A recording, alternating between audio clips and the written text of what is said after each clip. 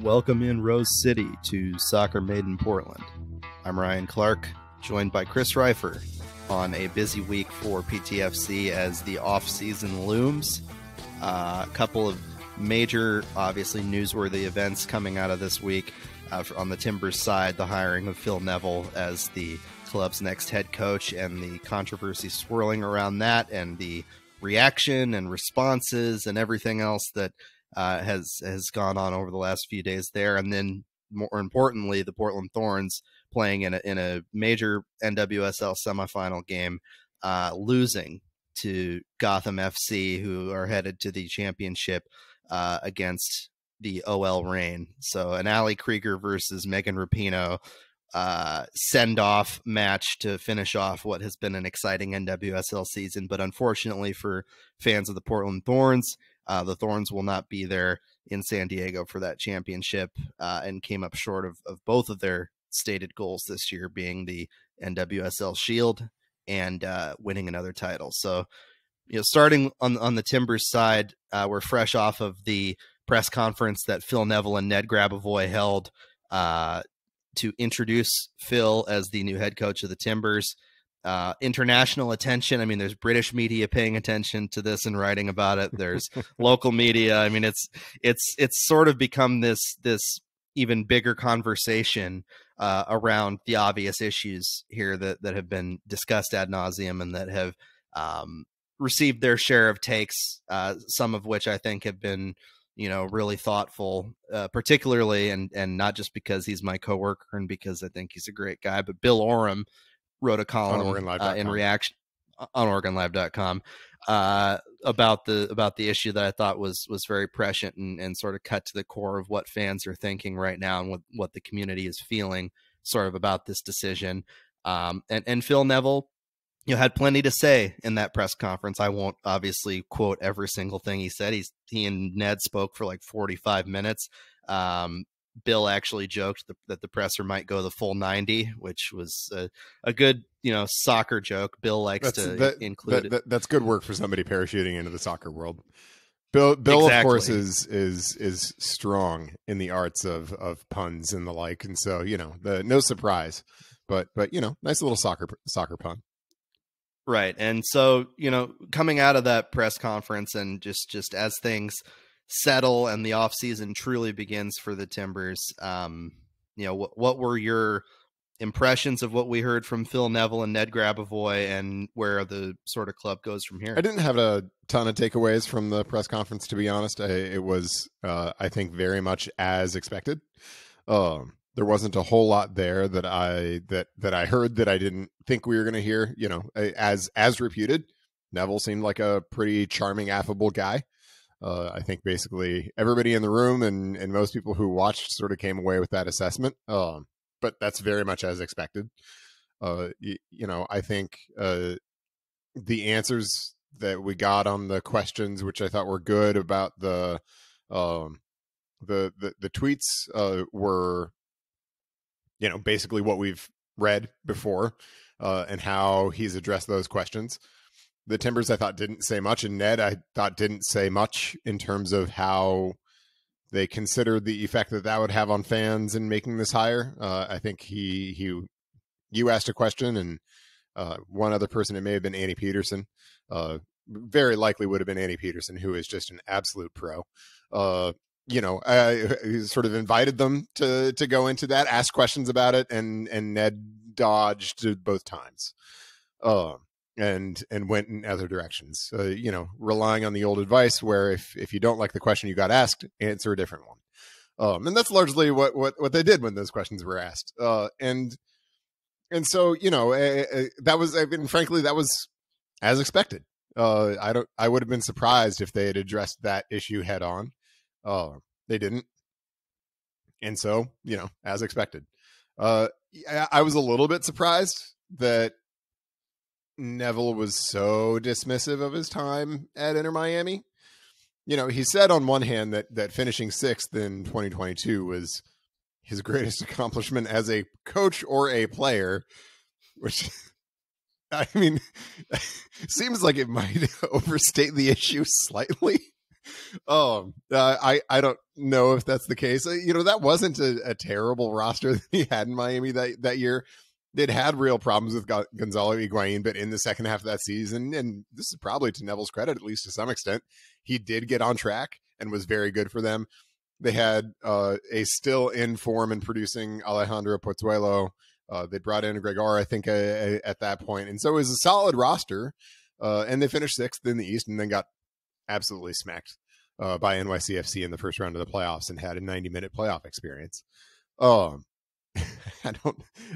Which is a perfectly, I suppose, creditable thing, but I don't know about greatest accomplishment as a coach or player.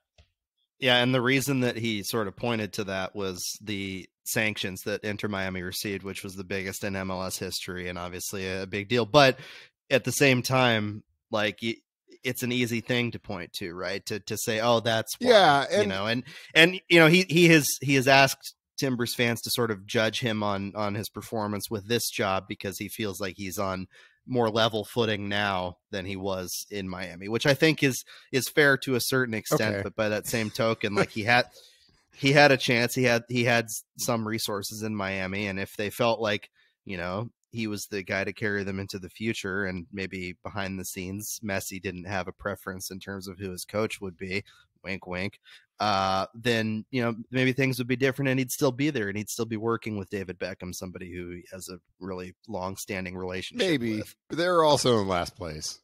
And that tends to get coaches fired. Messi or Beckham notwithstanding. I do want to address the sanctions point because I think it's easy to make more of it than I think it should be. Yes, the sanctions that MLS imposed on Miami were both A, well-deserved, and B, genuinely limiting in terms of Miami's roster flexibility, I guess I should say. They lost a whole boatload of allocation money. They didn't lose all of it. They didn't lose the majority of it, but they lost a lot of it. As a result of the sanctions from their really blatant cheating in their first year before Neville and Chris Henderson arrived in 2021. So, I acknowledge all of that. The bottom line, though, is that the sanctions that were imposed on Miami were no more limiting in their roster build than the sanctions that many teams self-impose by choosing not to spend, right? They were not more limited in building their roster than San Jose or Colorado or many other teams. I mean, my goodness, Orlando this year finished 2nd in the East and looks like a team that is going to be a very difficult out in the MLS Cup playoffs, even though they have not 3, not 2, not 1, but 0 real DPs. They have not a single player over the TAM cap. That is a more significant self-imposed roster limitation than anything that Miami had to deal with while Phil Neville was there. And so, yes, it is true that there were roster issues in Miami. Yes, it is true that many of those things came from the sanctions that were imposed. But Miami also still had the 4th highest payroll in MLS in 2022. Come on. It wasn't he said it was impossible to win. It wasn't impossible to win. It may have been more challenging than it otherwise would have been. It may have been absolutely a disadvantage as compared to the teams who are maximizing their roster spend and who are maximizing their flexibility by pushing all of those resources into the table. I totally acknowledge that. But it was not impossible to win. And frankly, that line kind of got me a little bit because I mean, look, it's one thing if a coach is saying, yeah, there were limitations there, but we fought hard and I certainly learned some things. We'd hoped for a different result there, obviously, but I feel like I'm taking a lot of experience from that and lessons that I've learned from that into this exercise, into this project. That wasn't the message. It was just pay no mind to the man behind the curtain. Don't talk to me about 2021 or 2023. I'll talk about 2022. But no, we're not talking about 2021 or 2023. Come on. Like, it's just not credible, and it doesn't show the kind of growth, frankly, that I think you would want to see from a guy who comes in without much of a track record of success. Right. I think that sort of indignation about past results and past actions is sort of a fit to the place that he is arriving in many ways. But additionally, I think that, from a soccer standpoint, this is probably an even more limited situation than maybe he faced in Miami, just in terms of, the ability to spend on the roster and the willingness shown in the past to spend on the roster. I mean, look, the investment in Evander was tremendous. It was $10 million. It was a lot of money, and they've made major investments elsewhere. But, there are other glitzier places in MLS that are frankly spending orders of magnitude. He's not going to have the fourth highest payroll in MLS here.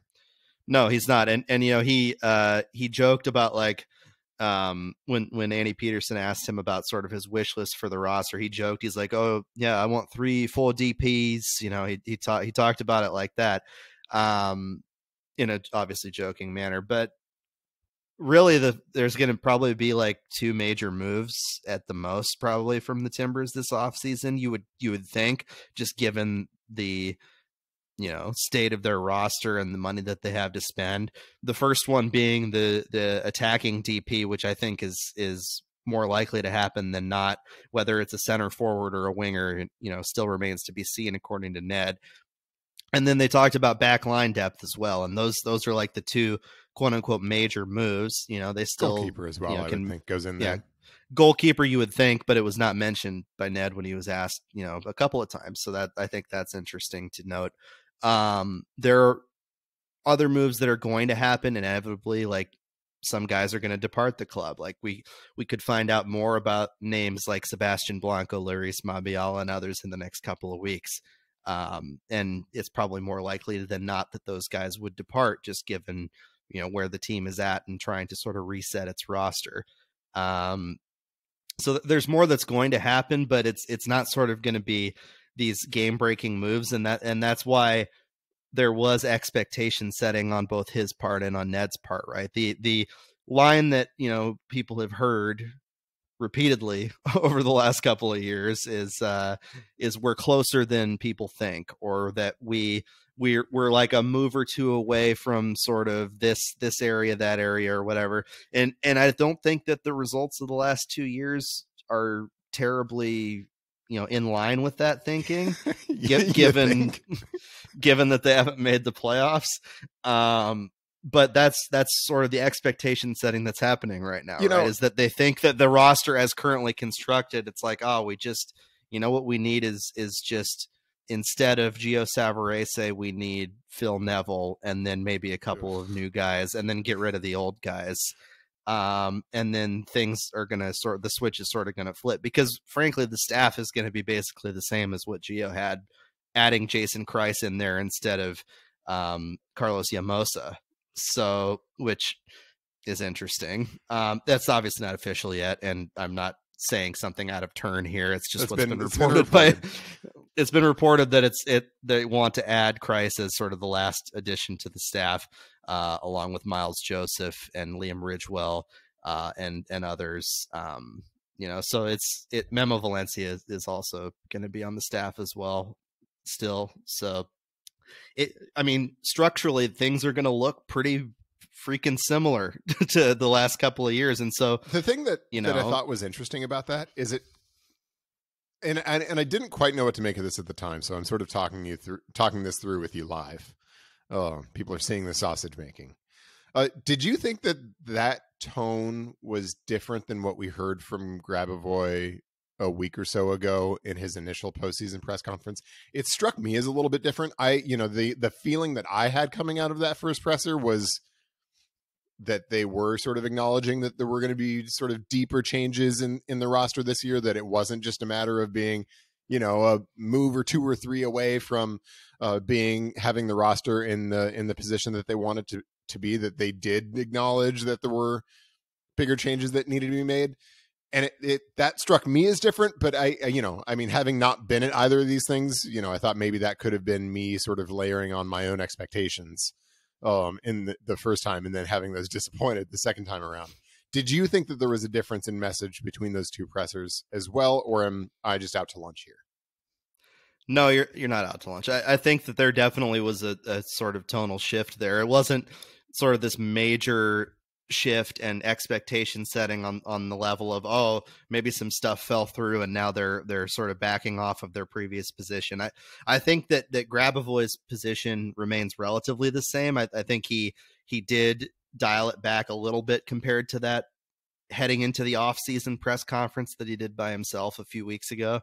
But it was also Neville's perspective, I think, that guided a lot of the conversation.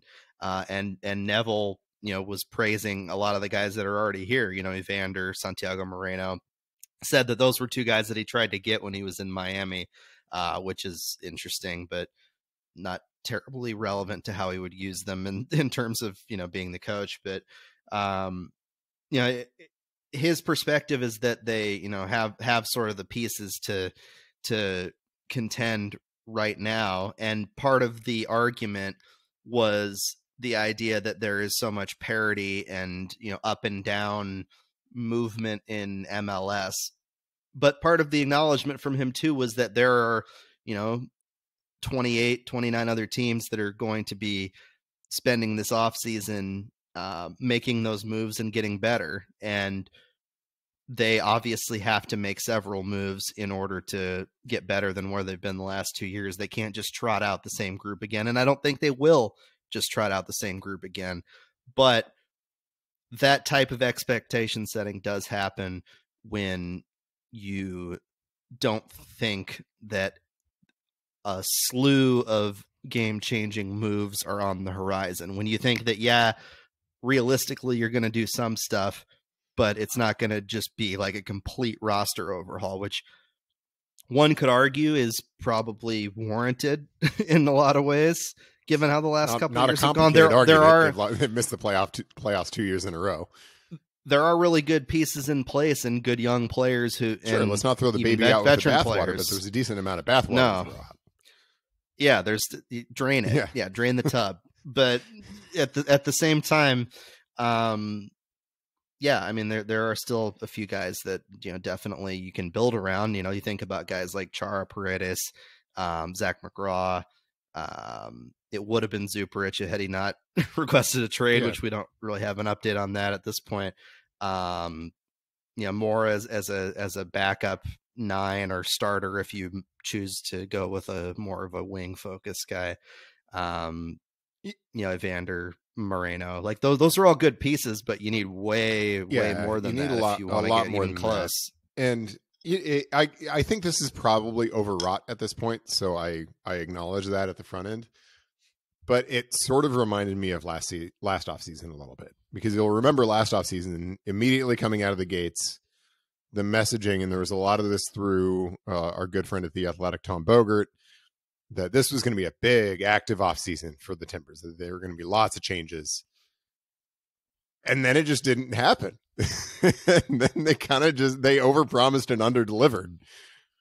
And this kind of felt like, and this is probably PTSD from that experience, and I acknowledge it's a little bit early to jump to this conclusion, but it kind of felt like sort of dialing back the expectations that they themselves set just a week or two ago. So we'll see. We'll see what happens on the player front. I did like to point out something that I did like to hear from Neville. Neville was really straightforward about the fact that he thought that getting this offseason activity done early so that they can have the team together was important, and was important to try to combat some of what we've seen from this team in the past, which is slow starts. And I think that's good. I mean, that's honestly, it's an issue that the Timbers have been battling for many, many years now, and they've always sort of dismissed it when they've been asked about it, and kind of just been like, that's not a thing. I was glad to hear Neville kind of say that. It's like, no, that's a thing. We need to get our team together so that we are ready to play in February. And that is what they need to do. Whether they're going to be able to do it or not, or whether they're going to make the choice, the moves that they need to make remains to be seen. But I did like that he was pretty upfront about that. Anything else from the presser that was worth noting? The only other thing, and I thought this was just like very much in the tradition of a central midfielder who fouls an attacking player, sort of knowing what they're doing and needing to disrupt the play. And then when they get called for the foul, looking incredulously at the referee, and acting completely innocent. Was Ned Grabavoy sort of referring to the now well-worked, what was the line? We shouldn't be so quick to jump to outrage, kind of thing. I mean, they knew what the reaction was going to be. They knew what they were doing. When the reaction was exactly what everybody knew what the reaction was going to be, don't complain about it afterwards. That was his kind of first dip into that well of cynicism that I think others have drawn from more liberally. So I just hope it doesn't continue. But I mean, that was, it was very much the midfielder who fouls a guy, gets called for it, and then it's just like, oh, how can you, come on. It's like, yeah, you knew what you were doing. Yeah, like there wasn't a level of sort of incredulousness, like they could not believe that this was the reaction. But by that same token, there was very much scolding of the fan base, and the idea that, look, they didn't just do that. They, both Neville himself and Grabavoy, said and committed to meeting with the Timbers Army and having those conversations. Now, whether those conversations actually happen and are productive is something that people obviously need to keep an eye on in the coming weeks, and I will keep an eye on in the coming weeks. But it's still sort of this indignation that exists, and we've seen it and we know it. And the idea that it's just a small group of people online that are just griping about it, and it isn't representative of the overall fan base. Is in that group of people online, yeah, come on. And that's completely untrue when you are actually out in the soccer community and talk to people. And it being an international story in this way is not just because Phil Neville used to play for Manchester United. It's because it is significant that a fan group, that one of the most famous supporters groups in MLS and the world, came out and said this and has this reaction. So we'll see what comes out of those meetings. And, everybody, I think, is approaching this with the idea, at least most everybody, that they're going to give Phil Neville an opportunity to say his piece and to respond to this and to be accountable in ways that the organization has not been in the last 2 years. Yeah. So we'll see what he walks into and the leeway he has to sort of pursue not only that accountability, but to express what I think is genuine admiration for this soccer community. He compared it to Manchester, the city. That's sort of a, an easy thing for somebody to say. That's on the coach intro bingo card. Is complimenting this. It reminds me of home. Yeah, exactly. That type of. That was more Scottish than. Well, I wasn't doing a Neville impression. Okay. That was I think something from SpongeBob back in the day. It's all just so burned into my brain. It's either a Family Guy reference or a friggin' SpongeBob reference. But the old I feel at home here stuff. I want to be an attacking coach. That's all on the coach intro bingo card. There were a number of folks who hit bingo after that. But he has an opportunity to mend those bridges. Is sort of what I'm saying here, and I think it's legitimate. And frankly, lots of people like to criticize the discourse, the hashtag discourse. I'll sit here and praise the discourse. I actually think the overwhelming majority of folks that I've seen talking about this issue have kind of approached this with, I think, a pretty responsible level of nuance. There are not a bunch of people with pitchforks and torches calling for Phil Neville to be canceled. That's not what the conversation is. I think that's the conversation that the Timbers are largely trying to engage with and respond to, but it's kind of just a non sequitur. That's not what the conversation is, and nobody's really meaningfully taking that position.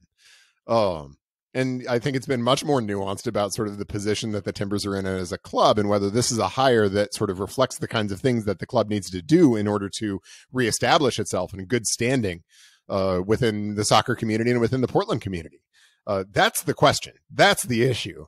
It's not whether Phil Neville should be canceled, even though that seems to be the conversation that the Timbers want to have. Moving on to the Portland Thorns, who just wrapped up their season, sort semi-unexpectedly, but, given some of the issues with inconsistency that the Thorns had this year, there was worry, from fans that something like this might happen. They lose 1-0 in extra time to Gotham. Just we're not at the level that you would expect from the Portland Thorns over the last couple of years, given their talent, their experience, their wherewithal, and how they've sort of responded to adversity throughout the last couple of seasons. This era, frankly, of Portland Thorns soccer is coming to an end in a lot of respects. There are several players, some of whom have been veteran leaders on this team, who are likely to depart this offseason. There are names on that free agency list that will not be in a Portland Thorns uniform next season. That much I am. I mean, my speculation that I would put a lot of money on is I don't think Crystal Dunn is coming back. I think you can basically put that in your back pocket like that. Yeah, I think she will not be back, and the Thorns are going to have to figure out how they're going to replace her. Obviously, her dip in form in the second half was a pretty significant factor for this team. And so they're going to have to figure that out, I think is a safe bet. And then there are, questions then across the board. Yeah. I mean, Megan Klingenberg is somebody that, is a deeply Portland Thorns individual, and one would expect of all the people on that list, her to sort of be back next year. Becky Sauerbrunn is a big question though. She's somebody that's been rock solid as expected along the back line, is still, has something to give to the game over the next couple of years. Keep Becky Sauerbrunn in this club. Yeah, will she be back? And then there's the question. I hesitate to say that, given how poorly my last pronouncement of such strength went when I said, do not hire Phil Neville. You need to just stop suggesting things. Yeah, maybe I should say, let Becky walk.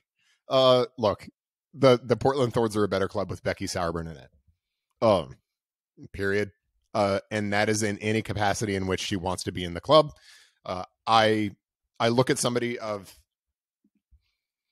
Becky's characteristics, the leadership characteristics, the clear intellect, the both emotional and just intellectual intelligence, the sophistication in terms of the issues that she's dealt with, both in terms of her work with the NWSLPA, helping to get the free agency that she just talked about, but also, of course, her immense leadership with the U.S. women's national team and their unbelievable accomplishments over the course of this generation.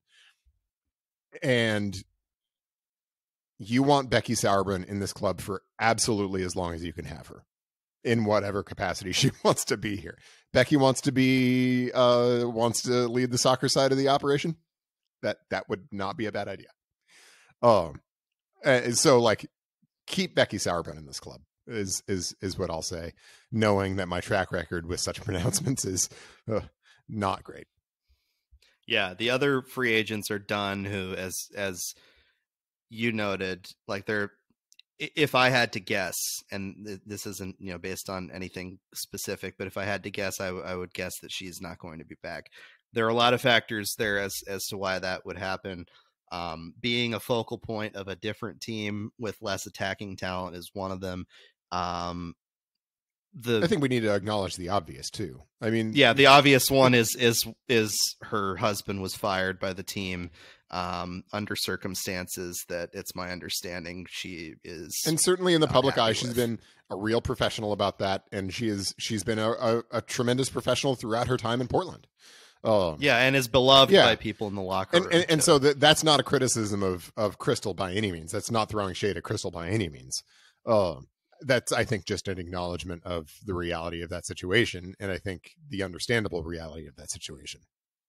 Yeah, and free agency discussions are happening now, and you would expect that there have been a lot of teams that are interested in bringing Crystal on in this league and potentially even other leagues. No question. She's still got a lot to give to the game in her own right, but yeah, when she's playing well, I mean, what we saw in the first half, when she's playing well, she's still, I mean, in that first half, it wasn't Sophia Smith and Sam Coffey in the MVP discussion.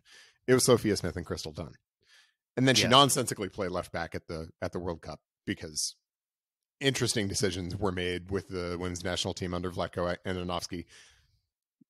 Promise of a brighter future ahead in that regard. Nonsensically played left back. That wasn't great. Came back not in great form. Who knows about health stuff as well. I mean, it's very common for folks to be carrying knocks and things like that that can affect their performance, but it wasn't the same player. The World Cup really messed a lot of things up for the Thorns in many respects. But it's also that's just a thing the NWSL has to deal with every fourth year. Yeah, right? I mean, everybody else deals with it. The Thorns more than others, but yeah, I mean, it's part of the deal. And so, you know, Crystal is going to be a free agent. Becky is going to be a free agent. Klingenberg probably would stay, but you know, maybe she sees an opportunity elsewhere.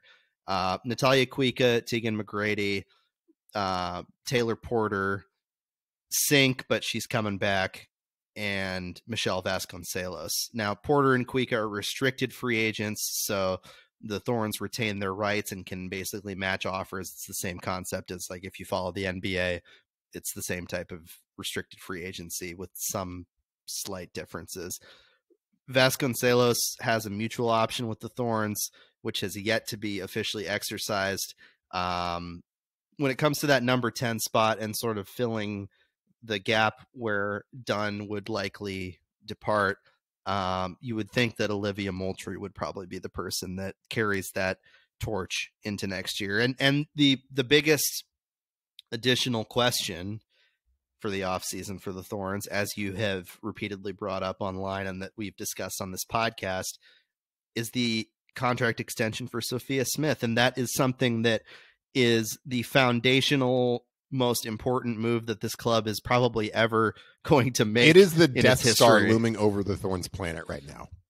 It is. And the uncertainty about the sale, about the sale and sort of what that looks like in terms of the front office and how it's structured and who's there after the sale happens puts that into question. And if I'm Sophia Smith, I obviously want to look at all of my options, but if I'm the Portland Thorns, I'm going DEFCON 5, backing up the Brinks truck for Sophia Smith, because this is as big a signing as putting Luke Skywalker in an X-Wing and, like, you know, doing anything that can be done to, you know, get the Death Star like out of our orbit. Yeah, because I mean, I truly mean that is sort of like from the on-field perspective, that is the thing that is looming over everything right now. Extending Sophia Smith, and if they can't extend Sophia Smith, making the difficult decisions that need to be made to prevent the kind of situation in which they would be looking at a situation where she might walk for free, for nothing next year. So that's all concerning. That's all very concerning. But, you know, there's even a higher level layer. I mean, maybe the Sophia Smith situation is like an Imperial battle cruiser, and then there's like an additional Death Star like up above that. It's whatever the Death Star is that was sort of like the sequel movie Death Star, the one that was like built into a planet. Yeah. Fair enough. So the you know, I mean, a lot of the reason why I guess I'll start here. This offseason is the first time that we're really going to have an opportunity, I think, to assess Karina LeBlanc's sort of prowess as a team building GM. I think she's been a leadership presence within the club over the last couple of years. But when it comes to roster building, she really hasn't done much at all. There have been moves sort of on the fringes. There have been sort of some depth pieces that have sort of come in and out, as always happens. But I mean, the most significant signing that LeBlanc's made is Janine Becky. Otherwise, it's been run it back from a core that's been together for a while now. That's not the case. And that's also, in some ways an understandable approach. Totally. Like, because of the talent level. Yes. But I see what you're saying. I'm not saying that she should have broken up that core and done different things. I don't think that would have made sense. So, I think there are fair points to be made about whether they did enough to sort of add to that depth, and that maybe there were issues, especially late in the season, with not having a whole lot of weapons that were effective to bring off the bench. I think those are totally fair, but I also think those are pretty common types of criticisms in this sort of position. But that's not going to be the case this year. This year, there are going to be sort of fundamental, deeper changes that are going to have to be made, and deep and bigger decisions on the roster side that are going to have to be made. And this is the first time that is falling squarely in Karina's lap. And so, like, we're kind of going to find out what she's made of this winter. Now, the other question, and that second level Death Star, is what kind of imprimatur does she have from ownership to go make those moves? And I don't think we know the answer to that question. That is, frankly, I had harbored a lot of hope, maybe a fool's hope, but hope that the sale would be done by now so that she could have clear direction from ownership as to what she can do and the money she can spend and those kinds of things going into this offseason. Yeah, because the money is there. There's money there, especially from the Lindsey Horan deal. It's just a matter of whose money and whether they're going to actually spend it. And I am concerned that she's sort of going to be caught in a little bit of an interregnum, in which there is no clear direction, there is no imprimatur from ownership, and they're sort of just caught. And so, I had hoped that the sale would be done by now so that there could be direction and it could be, full speed ahead into the future. But sadly, it's not. And so the question then becomes, when will the sale be done? And what sort of direction is she getting in the interim? And I don't know the answer to that. I don't know that I've seen the answer to that reported or even hinted or any of that. And so... I think that is the other, in addition to the Sophia Smith issues, which are tied into all of these issues, that is the other big question sort of looming over the Thorns offseason. An offseason that does need to be transformational and does need to be pretty fundamentally transformational.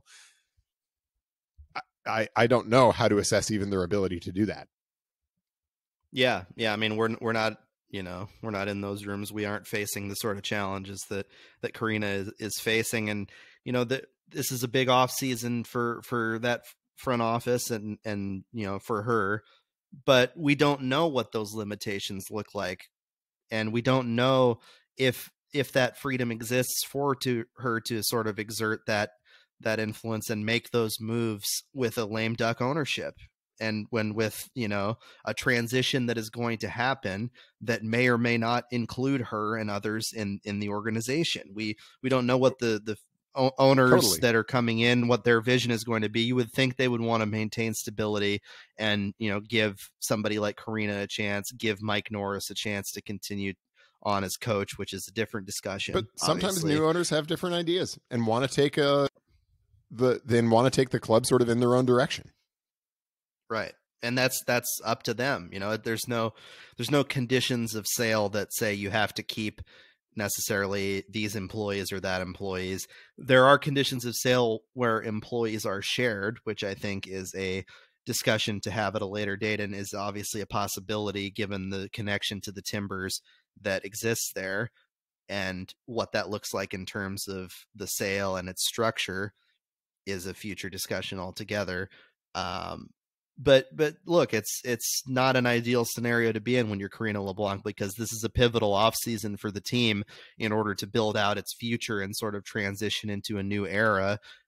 And we don't quite know what level of freedom there is to make that transition. Could this ownership change, which everybody around the team, the players, the coaches, many of the staff, fans in particular, this ownership change is necessary in their view, and is a positive step forward for a club that needs to sort of break itself out of the turmoil and trauma of the last several years. But from a soccer standpoint, it could have these, adverse effects just based on the timing, which is unfortunate if that does end up being the case. It's very unfortunate if that does end up being the case. And it's, I think, candidly, a little bit hard to understand because we've seen the Chicago Red Stars, who went up for sale around the same time. That is done. Laura Ricketts is in charge. That was installed. They have a direction for the future. Whether it's a good direction or a bad direction, who knows? But they have a direction for the future, and they're going with it. It sounds like the OL Reign sale, even though that came up significantly after the Thorns sale, it sounds like that is nearing a point where it is going to be done soon, unless something gets derailed. There was reporting just yesterday that the Sounders are looking to buy the Reign, which is something that people in Seattle have longed for a long time, to unify those two teams within the same club.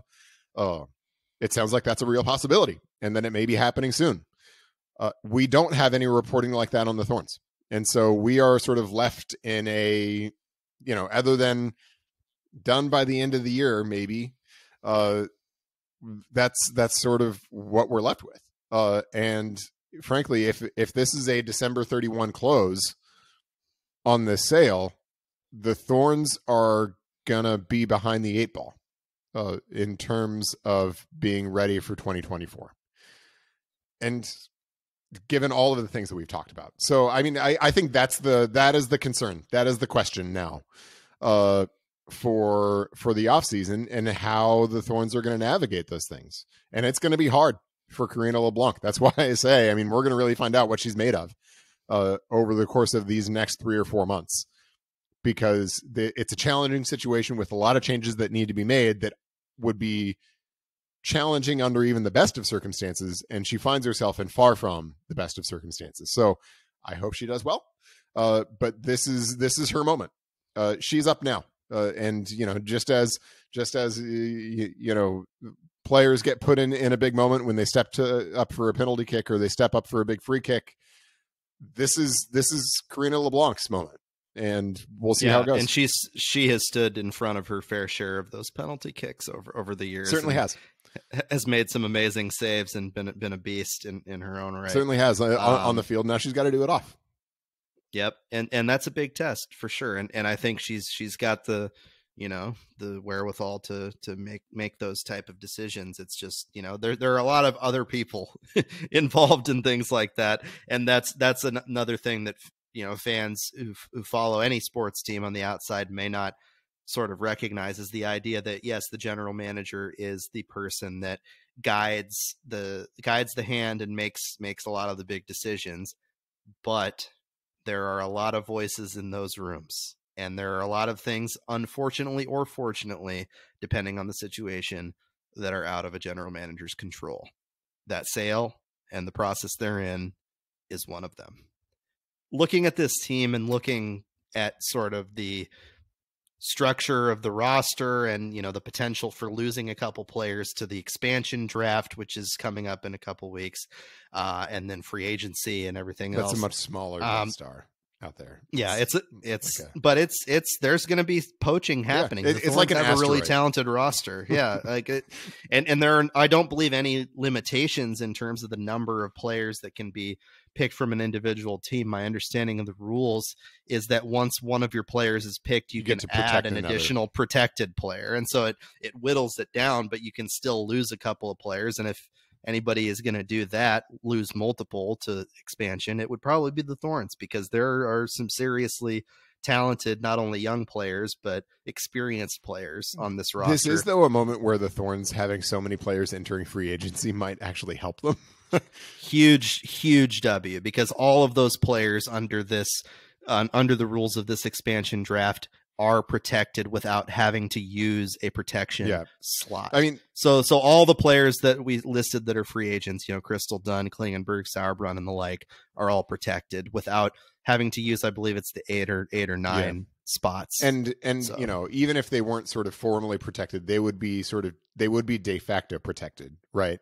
Because as free agents, you can't sort of get rid of a player's free agency rights through the expansion draft. So if an expansion team was foolish enough to choose a player who is a free agent, that player could nullify that selection in essence by just being like, no, I do not want to.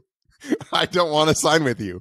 And then they could sign with anybody else. So as a practical matter, even if not as a formal matter, those players are not really among the pool who are likely to be selected. And so that does make it a little bit easier for the Thorns to navigate that. So, you know, the Thorns aren't going to have to protect Christine Sinclair, even though she is almost certain to come back. They don't have to protect Becky Sauerbrunn, even though I think there are factors that could very well lead to her coming back, although it's not a certainty. And you know, they don't have to protect Megan Klingenberg. I'm not sure they would anyway.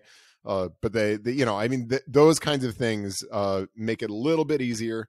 But yeah, it's a big question as to who the Thorns will lose and whether those will be damaging losses. I think when you look at the roster, it's probably pretty easy to come up with 9 that they would protect and be not devastated if they lost others. And so I'm not overly stressed, I guess I should say, about the expansion draft with the Thorns. I think in years past, they have been more exposed than they are this year. And this might be the moment where the little bit of the lack of depth that we saw at the end of the year might benefit them for this very narrow particular purpose. Yeah, running through the roster sort of in reverse alphabetical order. Weaver, protect. Sugita, Sophia Smith. Rocky Rodriguez. Probably not. Rocky's a maybe. Yeah, Moultrie definitely. Sort of was slow. Moultrie definitely. Coffee definitely. Coffee definitely. Probably Reyes definitely. Reyes, yeah, and then maybe D'Aquila as well, just given her youth and potential there. The ones that are on the fringe are people like D'Aquila, like Kelly Hubley, you know, where they with Rocky Bella Bixby and Shelby Hogan after that last selection. I think they'll protect one of them to be sure. Which of the two? I think will be driven by their internal assessment of the future of the two. Right. So that, you know, there are a couple of faces. You know, Rocky would obviously be a really tough loss.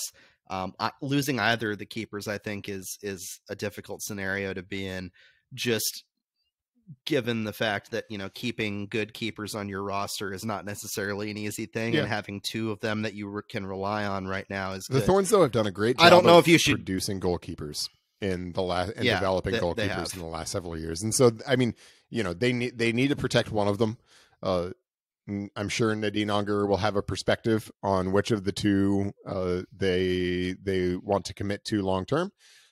They might not, though. They might not use a protection slot on a goalkeeper. I think you probably have to protect at least one of them. Even if you think you might make a signing in that position, you got to protect one. And with 9 spots, I mean, we came up with just then what, 5 or 6 folks who were definite protects. One of those other 3 is going to go to a goalkeeper. Maybe. They still have Lauren Kozel too, who, you know, was out all this year as a rookie because of a knee injury. So, you know, that is an insurance policy if you lose one of them. But I mean, if I'm an expansion team and Bella Bixby is sitting there, I would. They have a lot of selections. I would use it on somebody like Bella. She's an incredibly talented keeper. You know, she had a rough season by her standards in terms of statistics, and particularly down the stretch to the point where they went with Hogan in that final game.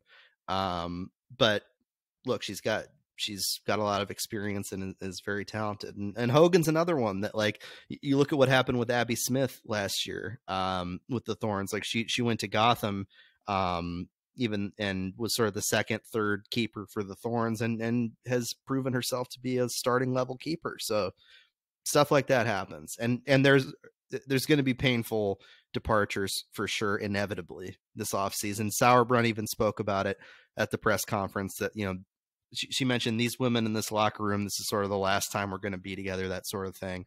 And the emotions that people are experiencing with that. And that's tough for them. I mean, this was, an incredible group to put together in sort of the last maybe super team era of NWSL, right? Because, there's a lot of parity in NWSL because all the teams are friggin' stacked, right? Like all 12 teams for the most part have a lot of talent, either in pockets or across the board. And there's going to be 14 teams next year, probably 15 or 16 the year after. It's only going to spread thinner. Yeah. And so not only is it special because of the sort of relationships that those players had with one another, but these type of teams are just not going to be nearly as common in the future in NWSL. Yeah, I think that's right. So we'll see how the Thorns end up navigating the expansion draft. I'm not hugely stressed about it. I think the biggest sort of positional group where we're going to see a lot of turnover and have a lot of uncertainty heading into 2024 is in defense. Look, I think the only player who I would confidently say will be starting for the Thorns on their back line next year is Reina Reyes. And other than that, I think it's totally up in the air. I mean, do the Thorns bring back Emily Menges? Do the Thorns bring back Kelly Hubley? Those are the kinds of players who very well could be selected in an expansion draft. Would the Thorns be all that tortured to have to move on from either? I don't think so. I mean, Hubley clearly sort of fell out of favor toward the end of the year. Menges has sort of been a part-time starter. She's had some good performances, but I don't think she's solidified herself as re-solidified herself as an absolute starting center back going forward. Becky Sauerbrunn is a free agent. At left back, Natalia Kuika, I think is a question at right back. At left back, Megan Klingenberg is a free agent. Tegan McGrady is a free agent. I mean, you look across, we could have a back line that is 75% new in 2024. And so, I think that's the area where we're likely to see the biggest changes. And I think that makes sense, given the performance of especially late in this year, and where those changes can come from. I think they need to do some real thinking about how they're going to put together their midfield. But it just helps that you've got Sam Coffey as the cornerstone of that midfield. That is a tremendous cornerstone. And it's not hard to build an effective midfield when you've got an anchor like that. And then in the attack, the massive questions about Sophia Smith and her future, whether if they're not able or they don't feel like they're getting traction on an extension, whether they have the wherewithal to make the hard choice about whether to move on then, to look to move Sophia Smith in this window. Obviously, plan A is an extension. But if plan A isn't possible or doesn't look like it's coming to fruition, what do you do? What is plan B? And the tempting plan B is, well, just bring her back next year and see what happens. But that's the plan that has maybe the worst possible outcome, right? Which is losing one of the best players in the world for nothing. Yeah, and losing out on what would be an historic payday. And yes. The rule is phonetic. So if essentially if the H is silent, an is correct. So it's an honor because you don't start with the sound. But any word that you start with the consonant sound, it's A. So a historic achievement, an honor. Go ahead. Duly noted. Thank you, sir. This has been grammar made in Portland. Yeah, look, it's pivotal. It's huge. It's all the things, all the superlatives that we've said. And I think they're keenly aware of that, right? It would be obviously a deeply unpopular move in Portland to transfer Sophia Smith to a different club. But it might be the right one if you're not going to be able to extend her and you can go out and you can get yourself a bag of assets, which you would get for Sophia Smith. Yes. You would get a bag of assets for her, either in a trade or a transfer. If you're not going to be able to extend her, they need to really think about that. And that's, I mean, look, those are the hard choices that executives have to make. That's why it's hard to be a GM, because sometimes you are faced with that kind of a choice and you need to make that call. And sometimes the worst thing you can do is just not. And so, you know, if plan B is just run it back for 2024 and see what happens, the Thorns just need to know that that is the plan that has maybe the biggest blow up in their faceability. And then maybe they need to consider plan C, which would be being proactive and making a move this offseason. Yeah, I am not connected with clubs in England and Spain. I don't have contacts there. But there is very little doubt in my mind that clubs over there, and frankly in NWSL, are absolutely beep backing up the truck. Yeah, for Soph, and in particular, I think clubs in England which are seeing greater investment in their women's clubs to a point that and clubs in France too. They're bringing, clubs in France. I mean, there's strong possibility across the board that they would, and maybe they already have made those sort of approaches to Soph's representation, because why wouldn't you? I mean, right? You don't think Michelle Kong's group in Lyon is looking at this? Of course they are. They obviously are. I've got good recommendations for restaurants in that town. I've heard Lyon's really nice. Oh yeah, it's like the culinary capital of the world, nice. essentially. So it's phenomenal. I visited there at the end of 2021. Nice. So that was like the tail end of COVID travel, where, you know, things were very weird and restrictive and kind of difficult, but also, you know, people were excited and back out into the world. So that was a fun time. But for the sake of Portland Thorns fans, they're hoping that there is no international trip on Sophia Smith's ledger come the end of next or season, domestic. Because that, or domestic for that matter. She's not allowed to leave is sort of their attitude with it. But, you know, it's the big Q. It's the big question. I've said this before. She might be the most powerful person in Portland soccer right now. I think she is. I think she's got the most leverage and the most power and the most influence. If Soph wants to get something done here in Portland, she has the power to get something done here in Portland. If she wants to blaze a trail out of Portland, she's got the power to do that too. Blaze the trail. There have been some trails blazed out of Portland recently. There's some trail blazing going on. The Trailblazers lost last night to the Kings in overtime. But this is not a Trailblazers podcast. This is a soccer podcast. And so any additional thoughts on this Thorns off season as we head into it? Any additional reflections maybe on the season gone by? You know, I mean, everything is uncertain because of the ownership situation. Everything is uncertain. And there's a ton of pressure on Karina to navigate the club through this uncertainty and through what needs to be a transformational off season. But I mean, everything is uncertain based on when the sale happens, who's going to buy, all of those questions. And you know, that's not an optimal position to be when you're at a point where something clearly came to an end. You know, you've made multiple end of an era references. I have not once made a Taylor Swift joke to any of them. But I think that's right. Clearly this era did come to an end late in this season. And I think the loss to Gotham was disappointing, but in many respects, not that surprising. Like, it was kind of the truth that we all knew, but nobody was willing to say. That this team that we've seen over the course of the last few months wasn't championship caliber.